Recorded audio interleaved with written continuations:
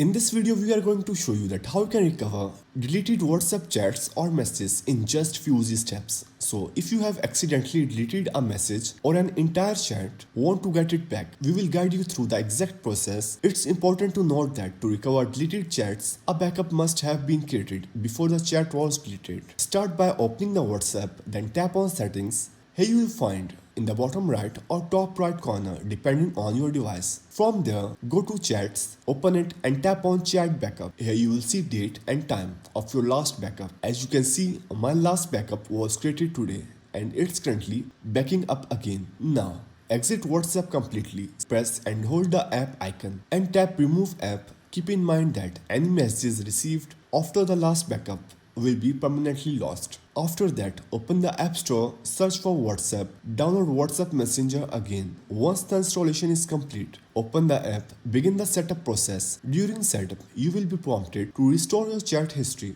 Tap Restore and WhatsApp will recover your chats from the most recent backup.